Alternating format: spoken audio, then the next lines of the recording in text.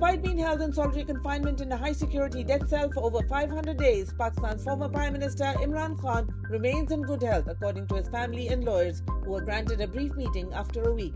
His sister Imran Khan dismissed speculation about his health, saying Pakistan's intelligence agencies are spreading misinformation. Quote, "If they are preparing to harm him in any way, it must stop," unquote, she warned, highlighting that Khan's personal doctors have been denied access for a medical checkup.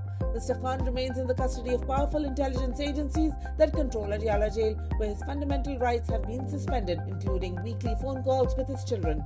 Through his sister, Mr. Khan conveyed that his Al-Qadir Trust case has been deliberately delayed, saying that a hearing in the High Court would expose the frivolous nature of this case. Quote, "It will not even last a week in the High Court and will be thrown out," unquote.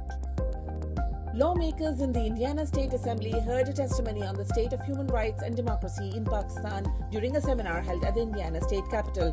Journalist Wajahat S. Khan and Professor Hassan Nadeem highlighted the role of U.S. foreign policy in enabling repression under Pakistan's military-backed government. Khan, addressing state legislators, criticized Washington's inaction, stating that, quote, "America's silence has been a green light for transnational repression," unquote, putting Pakistani Americans and their families at risk. He called for targeted sanctions against key figures in Pakistan's ruling establishment. Professor Nadeem, an expert on U.S.-Pakistan relations, urged lawmakers to take action, suggesting that the Indiana State Assembly draft a resolution supporting democracy in Pakistan. He also proposed a letter to President Trump and top U.S. officials to push for policy reversals, advocating for restoration of democracy and the release of former Prime Minister Imran Khan.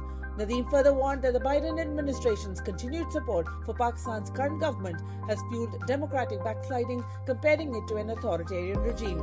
The seminar, organized by overseas Pakistanis, underscored growing concerns over human rights violations, election rigging, and media suppression in Pakistan. Pakistan's security crisis continues to deepen under de facto ruler and security chief General Asim Munir, as 4 more soldiers were killed in a major intelligence and security lapse in North Waziristan. Media reports indicate that at least 6 army checkpoints were targeted in a coordinated militant attack. Meanwhile, tensions with Afghanistan are escalating, forcing thousands to flee their homes amid cross-border clashes.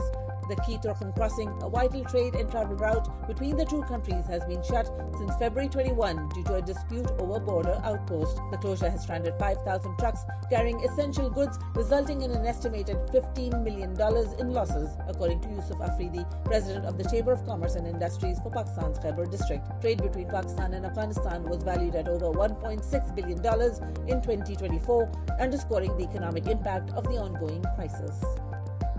Arab leaders are meeting in Cairo to discuss a plan for the governance and reconstruction of Gaza to counter the widely condemned displacement proposal presented by U.S. President Donald Trump.